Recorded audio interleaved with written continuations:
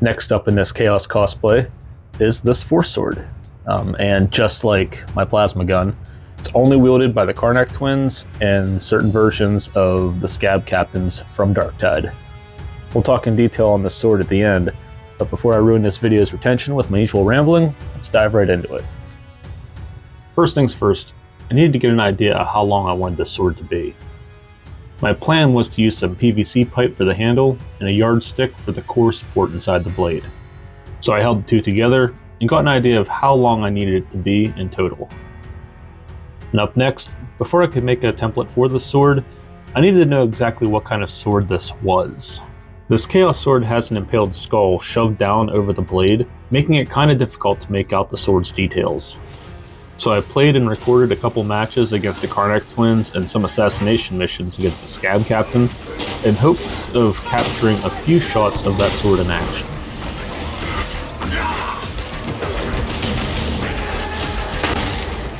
And to the best of my knowledge, there isn't an in-game equivalent for the player of this sword without the skull, but this Obscurus Mark II Blade Force Sword is really close. So this will be the base for our Chaos sword.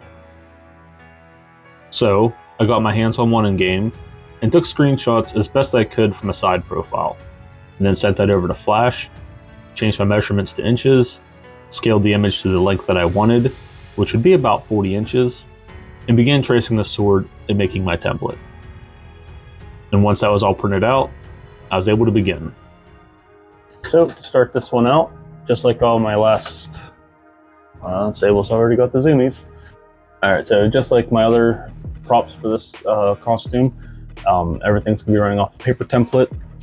I designed all these ones by tracing them from the in-game model, which you can kind of see there on screen. Taken from the in-game, not an in-game model viewer, I guess you could say the in-game weapon viewer, I guess. So, just like all the other ones, I'm going to spread all these out, tape them together, cut them out, and I'll have my template that I made. I don't know what order these weapon videos are coming out, so big heads up, if you are going to use these, make sure that you scale it down to 80% when you print. For some odd reason, even though when I traced everything out, it measured to 40 inches, which is how long I wanted the sword to be. But if you print them out to 100%, it's like 55. I don't know why, so 80% gets it down exactly to where I need it. I learned that on my first weapon that I did, which would have been the plasma gun, and it got me exactly where I needed it, so I did it again with this. Should be exactly what I want to. Why I have to do it, I don't know, but at least I know how to do it. I started out by cutting out and taping together my printed template, which again is free on my website. Just keep in mind that this template is just for the player version of this Force Sword, and not the Chaos version. Now that I had my template, I went back to my PVC pipe and yardstick, which were going to be my core support for the sword. For the PVC pipe, I measured slightly longer than I needed, so that it would stick up just a little bit past the handguard inside the sword. And I used a pair of pipe cutters to cut that to size. I then needed to fit a portion of the yardstick inside the PVC pipe, but this obviously wouldn't fit. So I marked where it would fit inside the end of the handle, and marked off how much on the sides I would need to cut. And then scored along those lines with a blade until it was the whole way through. It now fits snug inside the handle. So I have a little confession to make. I've never actually made a sword before. I've made chain swords, I've made guns, never actually made an actual sword. So maybe this is common knowledge, or maybe I'm just stupid. So what I did was, once I figured out how long I needed the sword to be, I used a 3/4 PVC pipe, which is going to be as the handle. That way everything's already round, and that's good. And then mostly the way through, I trimmed off just a little bit of the edges of the ruler so it would fit inside of this. Cool thing is, I had no idea. I had no idea. It is flush when you do that. It's just as wide as a 3/4 PVC pipe. That is pretty cool. I'm making more swords. It's exactly how I'm going to be doing this from now on.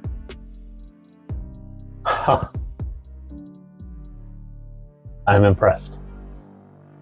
This is going to make things so much easier.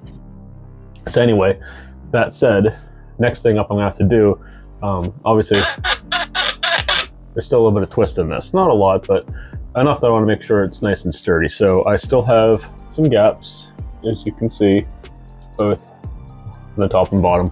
What I'm going to do is take some of my scrap foam I have over here in the side, find something to kind of fit in there, cut it to shape, jam it in, a little bit of contact cement, everything should stay nice and sturdy after that. To fill in the gaps in the PVC pipe, I believe I used some scrap 10mm foam and cut the ends at a 45-degree angle so that it would fit snug inside the pipe alongside the roller. I then glued those pieces to the portion of the roller that was going to fit inside the PVC pipe and checked fitment to make sure that it was very snug. So snug, in fact, that it wouldn't even go inside without any lubrication. In this case, that would be the contact cement itself. I lathered both the inside of the tube and the foam with contact cement and immediately forced it all inside while the glue was still wet.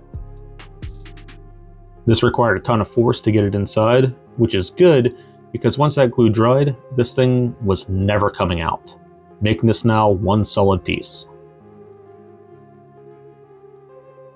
Up next came time to finally start working with foam. I started with the blade. This was 2 layers of 10mm foam. I cut the outer edges at a 45-degree angle to make it easier to sand later on. And with those 2 halves cut out, I needed to cut out a channel in the center for the yardstick. This was a little tricky because I didn't want to cut it too deep or I ended up going the whole way through. I then coated those 2 pieces with contact cement, and to secure the roller, I added some hot glue in the cutout to help fill in any gaps where I might have gone too deep, and then pressed it all together.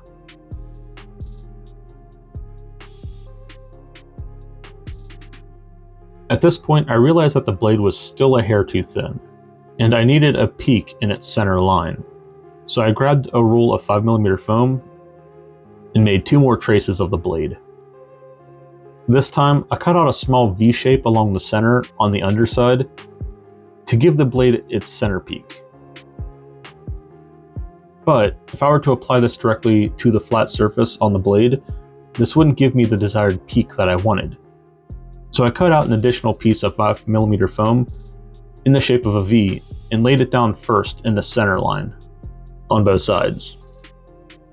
And with that on, I was finally able to glue the final outer layer for the blade. This obviously wasn't perfect. I still needed to cut and sand this blade now to shape. I started by taking a longer blade and cutting a deep 45-degree angle cut all along the ends, doing several passes until I got a consistent cut from the center line out to the blade's edge. I then measured out and traced the shape of the base of the blade. This will be the base construction for the decorative portion of this foresword. I carved off the 5mm layer so that I had a flat surface to glue this onto, and then cut those pieces out and angled their edges. Alright, so before I can go anywhere else on this, I need to take a Dremel and smooth all of this out.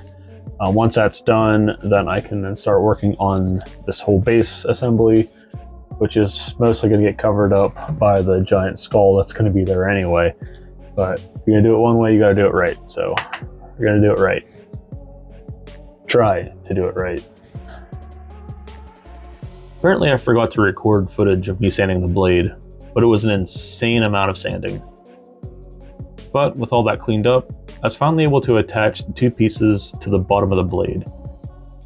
And before moving forward with the details, I used my Dremel again and smoothed out the sides.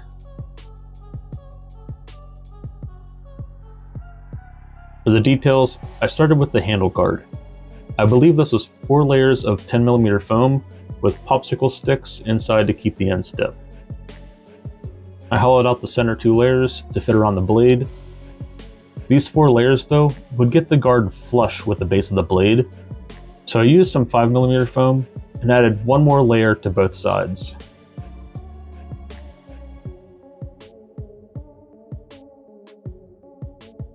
And with all that glued together, I marked out the angles that needed cut on the ends and cut them to shape. And then cleaned it all up with my Dremel. I did end up exposing the popsicle sticks in the guard doing this. In hindsight, I should have only had them in the innermost layer, but I took care of this issue later on, so it's no big deal. With the guard shaped and sanded though, I attached it to the blade with some contact cement, putting it on while the glue was still wet so that it would just slide right on. Alright, so I'm back to my trusted foam clay for this next part.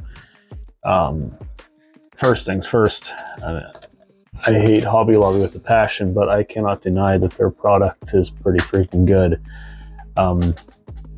In some really old videos, I went over how much I really hate the foam clay that Michael sells. So that stuff dries out insanely quick. Not just that, but it's usually already dried out in the container at the store. Like, I don't know what happens, but the bags already have air inside them. The whole thing airs out. It's weird. This stuff I got from Hobby Lobby. I bought a couple of them at the same time. The last time I used this would have been when I made my Inferno lamp. This has been open pretty much since, and it's still in really good condition. I don't know how that's even possible, but it is.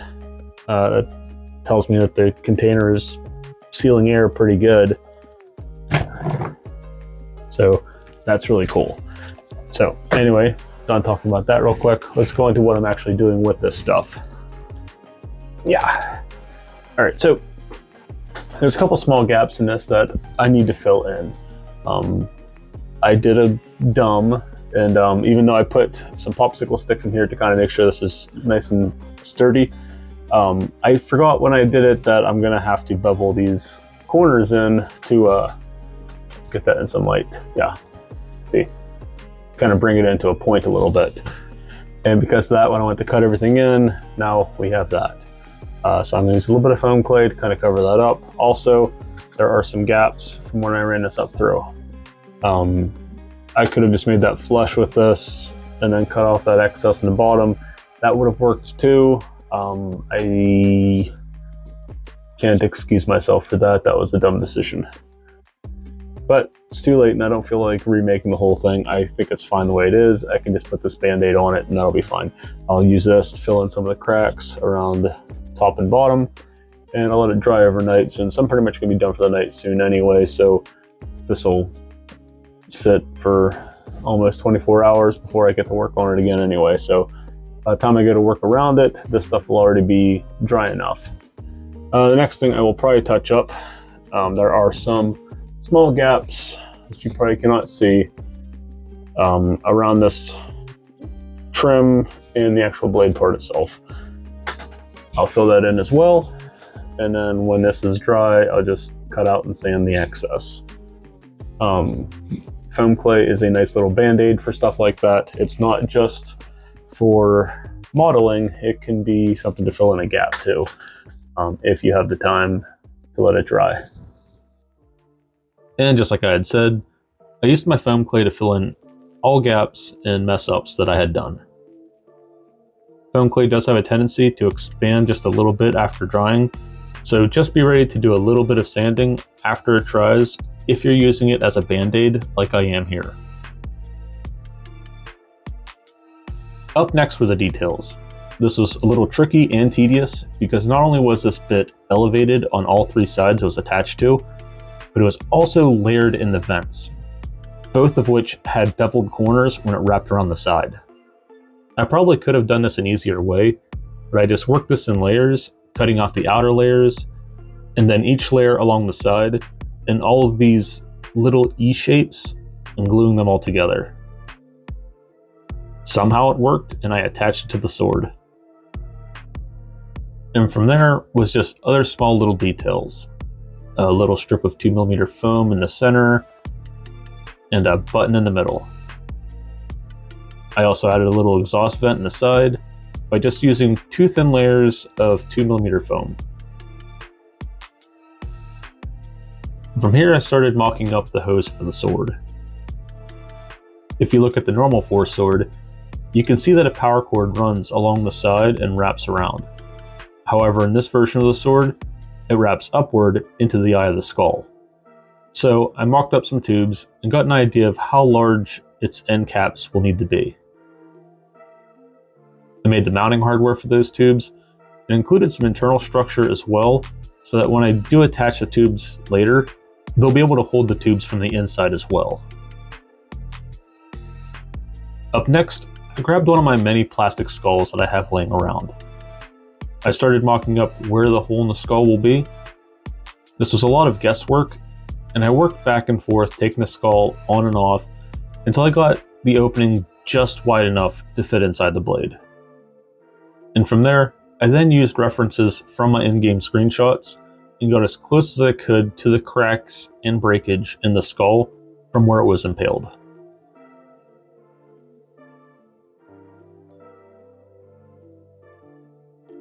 Alright, so about at the end of the line of as far as what I can do with this skull at the moment, aside from put this little adapter into the eye.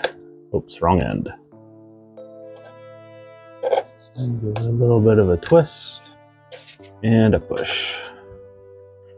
So the way I designed this, both on the sword and here, there's a hollowed out section that this can actually fit into and slide. So it's both inside of the housing, and there's a little bit of here is inside of this. What I'll do then when that time comes is I'll fill this full of hot glue, and that'll kind of like help kind of sealing everything in there, and it'll have a lot more to grab onto so that this stays. But I can't go much farther outside of this until I finish the sword. So let's do a quick little explanation of what's going on over here on the screen. This is all my reference material. I have screenshots from the game, crap like that. But obviously the sword that the Scab Captain and the Karnak twins wield is not something you can get in-game. So I had to find what that sword was to begin with. Took a lot of digging around, screenshots and stuff, just to get an idea of what was underneath the skull, because the skull covers everything. And I found out that it was the Obscurus Mark II Blaze Force sword. So it's a Force sword. And let's see, this goes towards the back. What's really interesting though is that when this thing actually does eventually go on the sword, it covers up most of everything that I just did. And that's the thing. That's what made this so hard to find out what sword it actually was. But with enough digging, I found out that this is the actual sword that's underneath it. For the most part, the blade matches, and then I found one place on one of the websites that sells 3D models and stuff. It was free. It was an extracted model of the Karnak twins, but it had no texture. And I was able to make out this little bit here on this. So I went back in game and I looked around trying to find what sword actually had this. This version of this Force sword had both these nubs here, same exact blade type. I was like, holy crap, I found it. There's a few other small details that are different outside of this as well. I'm not sure if I'm going to go fully into it. I don't have many screenshots for it, but I'll still explain anyway. It's going to be the very end. Instead of just being a normal nub that we see on the end of that sword there, it is a skull, similar to my giant chainsword that I did for my Black Templar last year. That alone's okay. I might go that route and stop, but it also has a spiky bit that kind of floats around it. Now if I do that, that means that no matter what, if that touches anything, it's going to bend, warp. At the same time though, this isn't something I'm going to ever end up having resting on its end. most of the time while I'm wearing it, it's going to be mounted at my hip. I'll have to find some way to be able to take it off and on if I want to do any kind of photo shoots with that sword. But that all comes farther down the line. I just wanted to explain that real quick. I need to finish doing these small details. Mostly, the only real big detail is that there's a couple cables that run along the end of the blade. That's all I really need to do before I can actually start finally attaching this.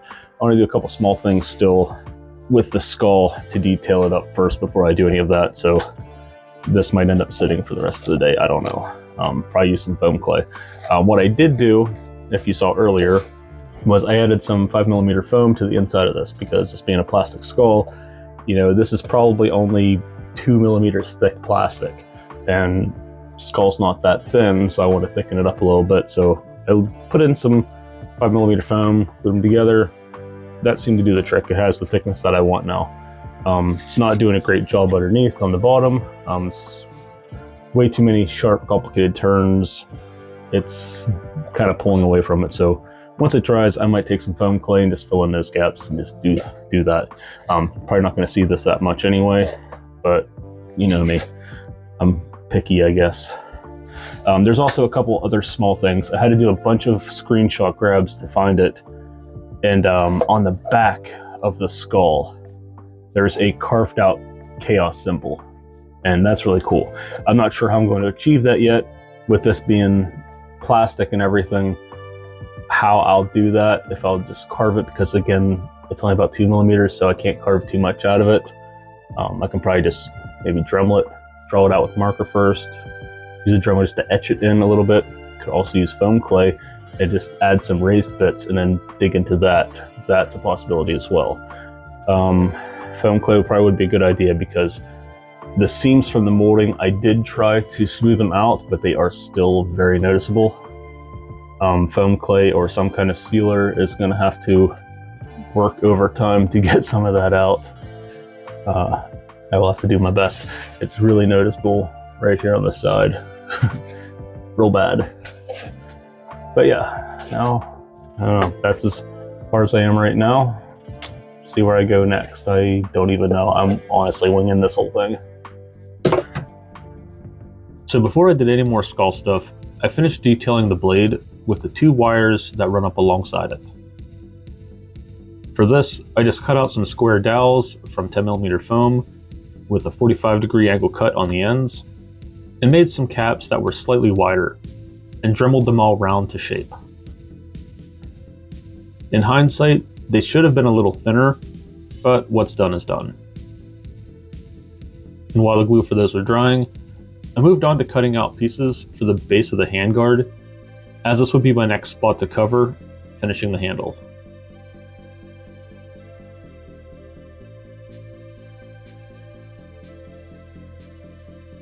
With the wires now dry, I glued them onto the blade and went back to finishing the details on the handle. This was more layers of foam in various shapes, all with the center bore cut out to slide it over the PVC pipe.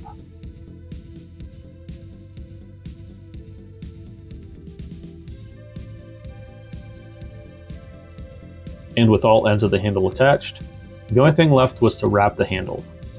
I used some thin 2mm foam, cut it to length, figured out how wide it needed to be by wrapping around the handle, and gluing it in place. Alright, so before I go any further, there's one thing I should have done a couple days ago and I didn't. And that is, also, I'm sorry, Sable feels like right now she has to sit on my lap, and this is where she has to be now, I guess. Yeah. Are you sleepy? So anyway, at the base of this sword is supposed to be a skull.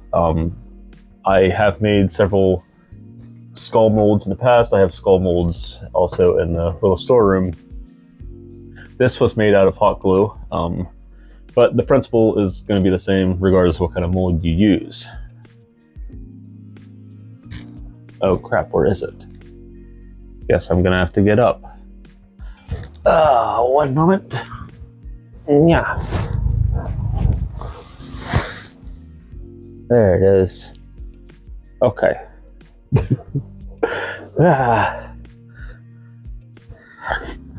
Okay. So anyway, need 3 things mostly for this. Foam clay, a mold, and a can of any kind of oil. In this case, it's liquid wrench, but the blaster, WD-40, whatever, will all work. The reason you're using this is because you need to coat the mold in something that's going to allow this to not stick to it. Reason being is because what we're going to do then afterwards is, once I put the clay in here, I'm going to take it upstairs, throw it in the freezer, and let it freeze. Since this is pretty much water dry kind of stuff, the water that's currently in it will freeze, and to make it a lot easier to pop off the mold, and then you let it sit to air dry. If Sable lets me. Is this your sword now? No, hey, how about we don't eat the sword? Alright, let's do this real quick before she gets in my way again. This thing is also almost dry, so I'm probably going to add too much oil, but oh well.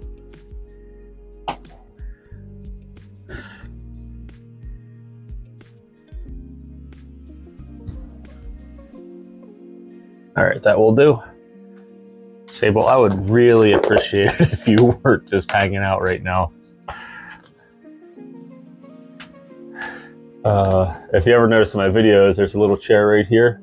That's her chair. 9 times out of 10 when she goes to lay down, she has to be somewhere around me wherever I'm at. And so I have her own chair where she can sit with me while I craft.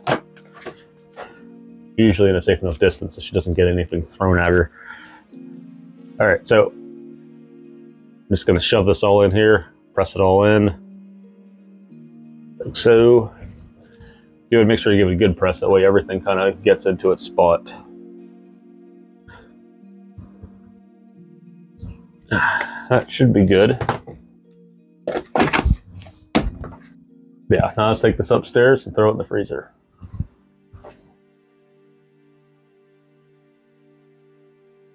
This mold needed to sit in the freezer for about 2 hours. So in the meantime, I worked on the skull a little bit. Originally, I was just going to use foam clay to cover up the seams in the plastic skull, but just like when I did my Inferno lamp, I got carried away again and put a thin layer over the whole thing. But this was fine because the Chaos arrows I wanted to carve in the back needed some depth, and the foam clay will give me that depth.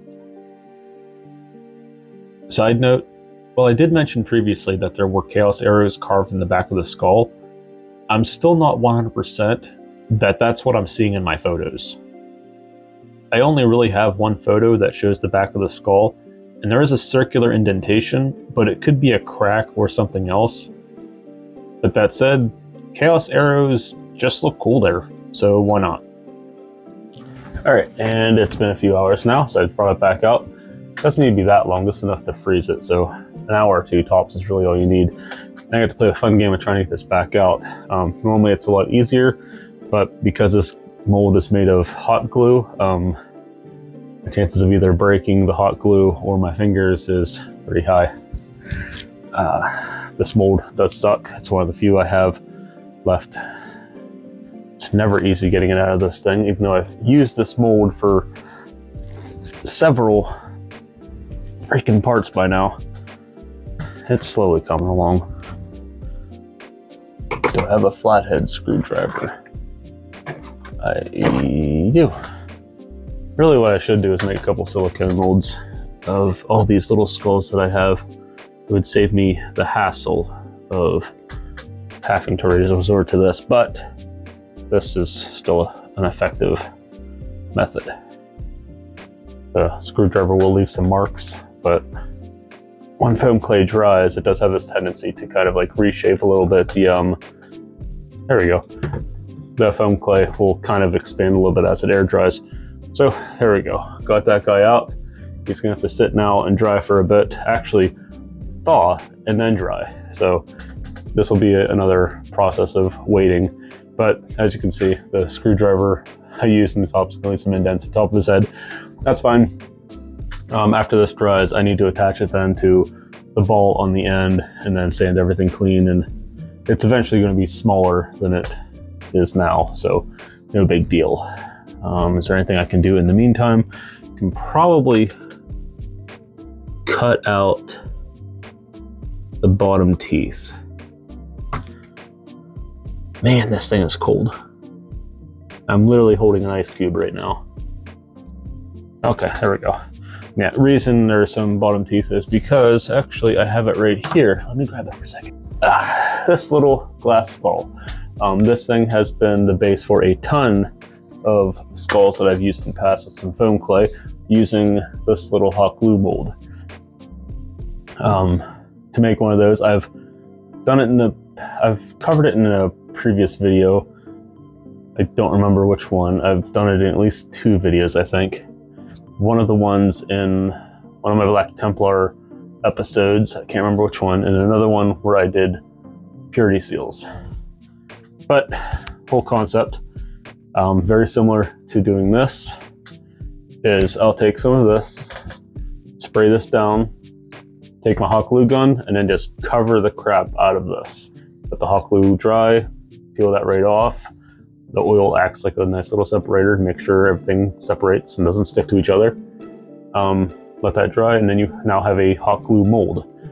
Hot glue is a little flexible, not a lot, so you don't want to make it too thick, otherwise, you know. But on the other hand, if you make it too thick, then nothing's going to move. Make it too thin, then it has a chance of snapping on you. So it's a very delicate thing to do to try and get that perfect balance between the two. There's better ways to do it, but they all cost more. This is more of your cost-efficient, poor man's mold. I like them. It's cheap and easy to do. Making this probably cost me 3 sticks of glue. That's it. Probably not even that. But anyway, I'm rambling again like I always do. So we're gonna take this, set it aside somewhere so that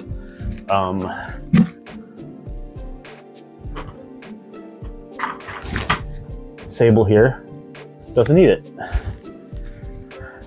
Well, she won't eat it, but she'll definitely grab it, bite it, and take it upstairs and leave it for me when I'm not working down here, because that's the thing she likes to do. I'm not even kidding. I'll be upstairs for no reason, and she'll come walking up with like a whole sheet of foam in her mouth, being like, "Dad, let's go downstairs and craft."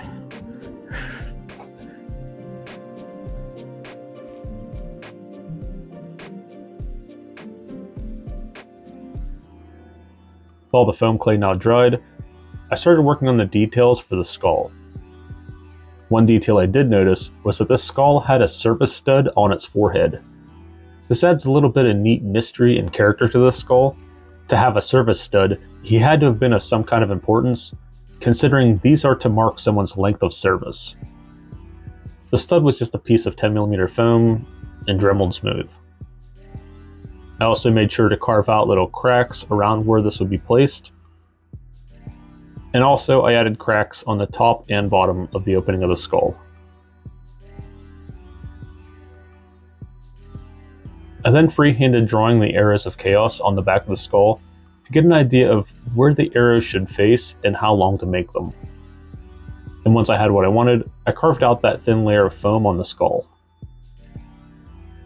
The arrows are a little thicker than I wanted, but once I start sealing the sword up, these should fill in just a little bit. Hopefully. And with the skull's details done, I slid it onto the blade to get an idea of exactly where I wanted it to rest. I then took a silver marker, traced out those lines in the top and bottom, so I knew where to apply my contact cement.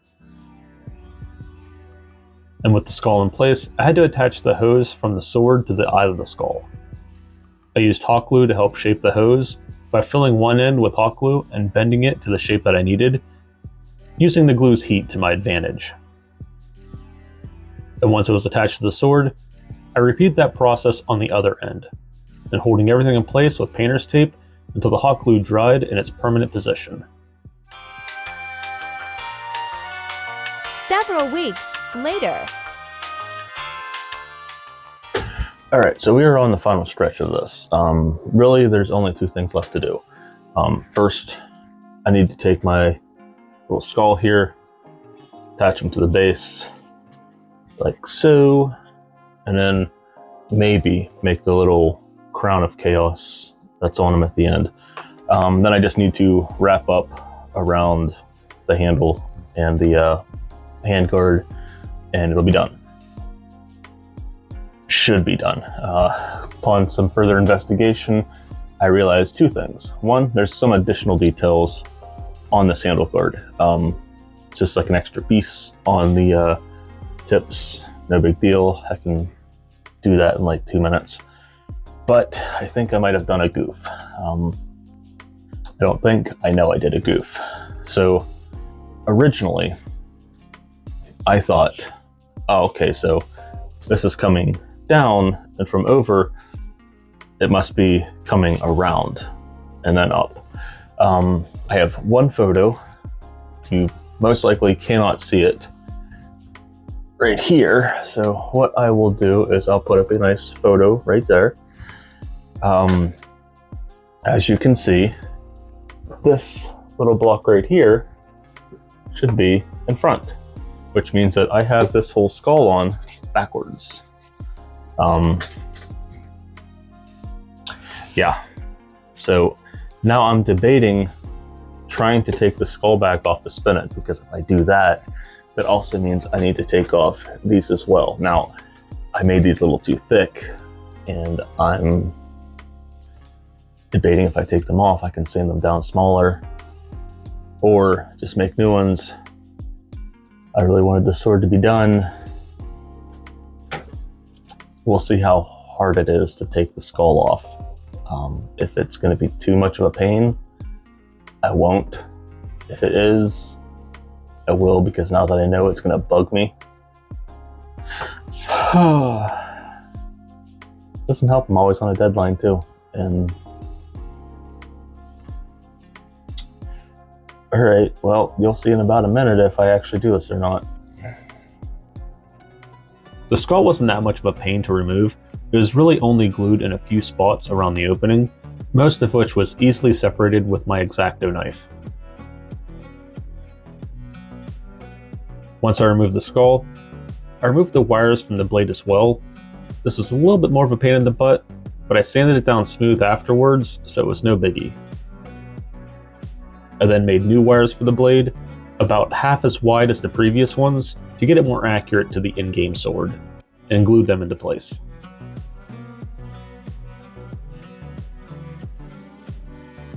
And then I re-glued the skull and slid it down on the correct side of the sword. It rests a little higher now on the blade. I would have to cut the opening a little bit just to get the fit lower, but this is exactly where it sits on the in-game sword, so this is fine. And with that all on, I trimmed and hot glued the crap out of the inside of the tube to get it to make that sharp bend that it needs to make to reach from the eye to the port.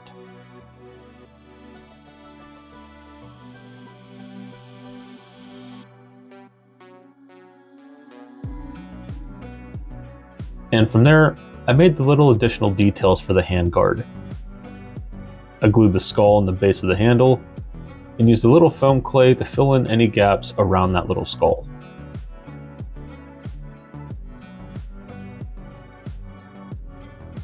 And then I started working on the handle wrap. I cut out a 1-inch strip of 2mm foam, the whole length of my roll. And to be safe, I did it twice. And then to give it a nice worn look, I took my Dremel and sanded down the ends on both sides. Okay, so we are nearing the final stretch. I attached my skull on the end here. Gonna have to wait for the foam clay on that to dry to kind of finish that up, but that's fine, I'll wait another day for that. In the meantime, everything here is done. I just need to run these strips I made. It's either 2 or 3mm. I want to say 2mm. I am still conflicted on how to do this, which is why I made 2, because it tends to run around like this, let's say, and then wraps around. So I want to say it's going to be something like this.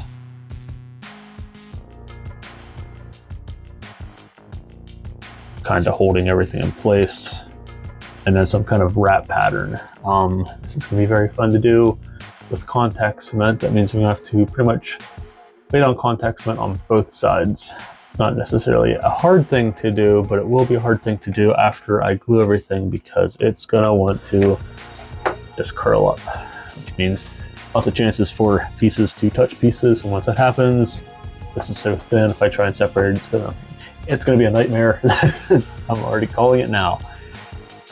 But before I even do that, I want to kind of figure out the wrap pattern and everything like that, because it is hard to tell with the screenshots I've taken, because the only time you ever really see these guys use the sword is when they're swinging it. So either you're getting some motion blur or something, and obviously this wrap part is exclusive to this version of the sword, so I can't just pull it up in a model viewer in the game. So I have to figure this out first. Once I do that, then I'll glue it all in place. Yeah. I wanted to do something fancy for this wrap, but I also wanted it to stay game accurate. Plus, if I did anything fancy, the handle would get very bulky very quick.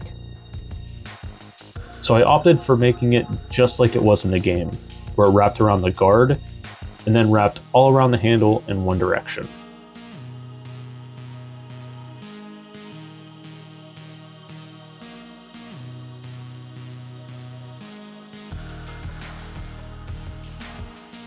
And once the wrap was in place, I then squeezed the crap out of the handle to get rid of any air pockets and compress the wrap as much as possible.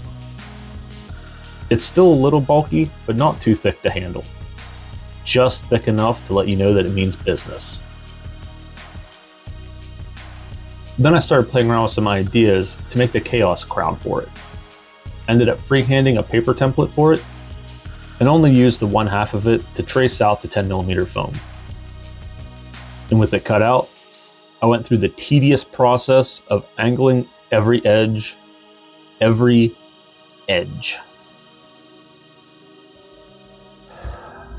I am almost done with the sword. I'm almost done. Almost done. So I decided to do this little thing. I just carved out this entire side. I have to do the other side, and sand it smooth, and then attach it to the skull. Why do I do this to myself? It could be done. I could just call it quits and just not even do this. I have a problem. So I am looking at this. I think what I should do with the bevel on this, if I go and do it from the other side, this might actually be a little too thin. So I am now thinking of possibly tracing this and doing exactly this on the other side of it. Would that be too thick? It might make it too thick, but I think it would make it a little more sturdy. Maybe I might even just do 5mm. 5mm will probably do, because if I do 10, then I might make it a little too thick. 5mm would be enough. Plus, I carved this down, if you can see, about halfway. So if I go to do 5, I can take it straight to the middle of this. Or, I think if I take it down, this is 10 and I carved it to 5, I could take it to the lamination point. That's actually not a bad idea. Did I just make more work for myself now with this idea?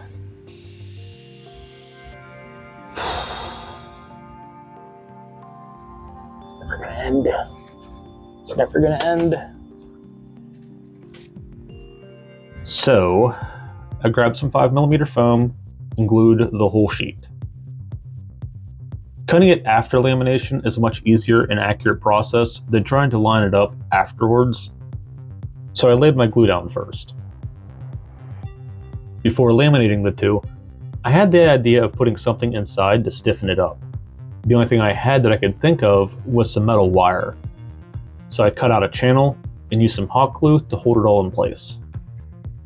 This metal wire isn't a perfect solution, but it will still help hold it a little bit.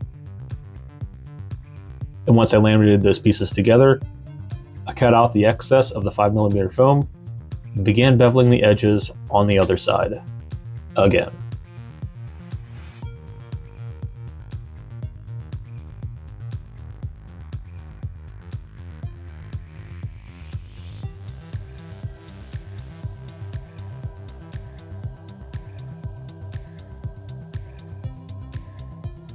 This turned out way better than I was ever expecting. Now the only thing left really to do is to put it on the handle here. Show you up close what my plans are. So, sitting behind it, looks pretty cool. From a front point of view, I will show you that I will be cutting this bottom section out and connecting it right here at the base. I do believe on the in-game model it actually starts at the base of the skull and then wraps around, but I don't care. This looks cool, and I'm happy with it. What I also had done, I took a pair of scissors, which I did off camera, and just snipped off the tips of these, not by a lot, just a little bit.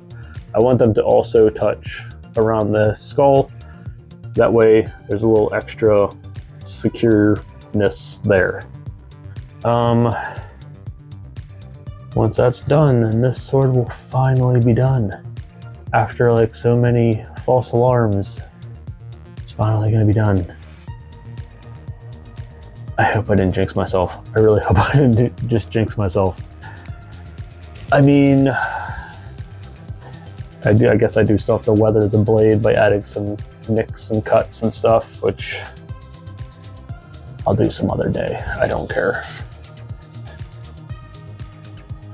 Because if you saw my previous video, I can't take this outside to paint it yet anyway right now, so it will sit in this state for maybe another month or two. Not sealed, not primed, just black foam. Reason, like I said in my last video, it's still like, well, last time in my last video I said it was 30 some degrees out. Now it's probably 40 some. Still raining a lot though. I will wait. I am in no hurry. So I will now stop talking and start working so that I can get done and finally call it a day.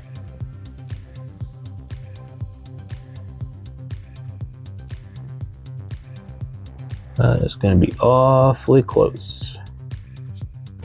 Yeah. All right, back to more B-roll. So I'd cut off the spot that I'd marked, exposing the wire that was inside. This is good because I can use this to help secure the crown to the handle.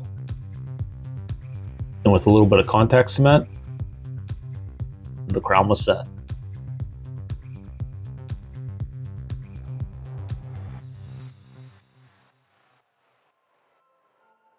And there we have it, a completed Chaos Force sword from Darktide. Like I had mentioned already, and in the last video, this is going to stay in this condition for probably another month.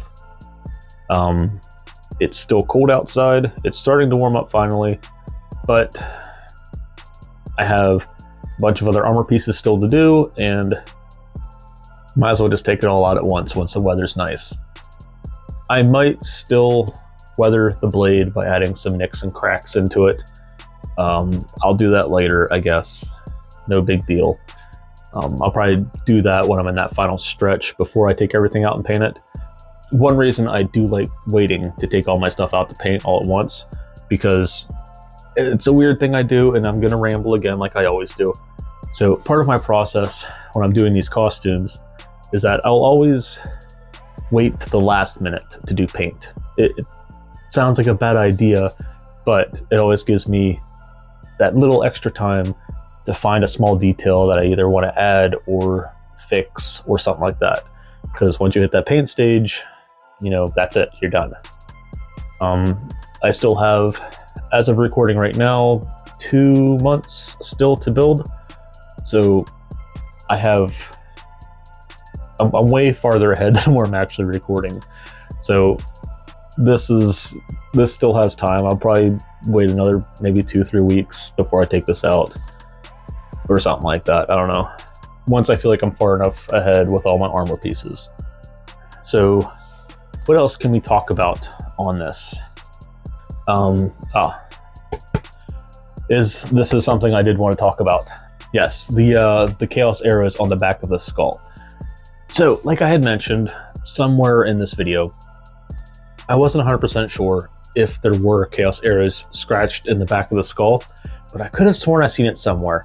While I was working on another piece, more specifically one of the pauldrons for my Scab captain that I'm doing, the skull on that shoulder has the arrows on the back. I think that might have been where I saw it.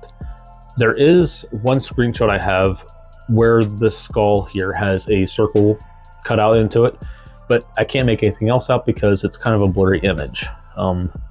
Blurry and zoomed in, so it's very pixelated as well. But that kind of confirmed that they had done it to at least one of the skulls, so I don't think it's going to hurt to do it to another. If it makes it a little bit excessive, that might be a thing. I don't know, but I also haven't done anything to that skull that's on that pauldron right now, aside from the openings for the impalement so it can stick on the spikes. But that's like 4 episodes away. That's like 2 episodes down the road, maybe 3 or 4. It's a lot of episodes down the road. Anything else I can really talk about? Not really. We'll do some glamour shots of this, I guess. I'm fairly happy with how it turned out. Could have been better. It's a very bland, if that's how I can put it, a very bland looking sword. But then again, that's just swords in general too. But at the same time, this took up more time than I was expecting, which is weird. Mostly my fault because I did a lot of goofs and I had to redo a lot. So that's all on me.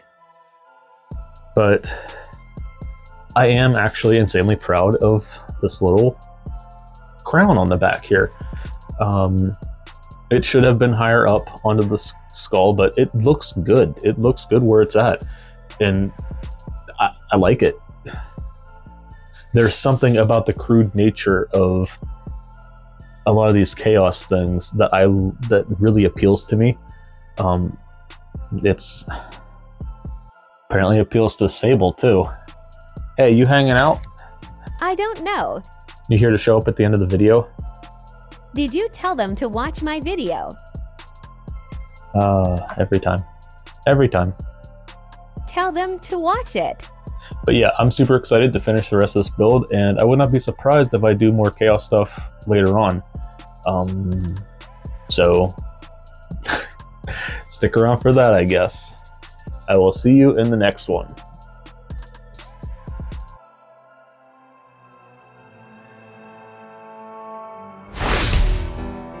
He. Yes, death to the loyalist scum.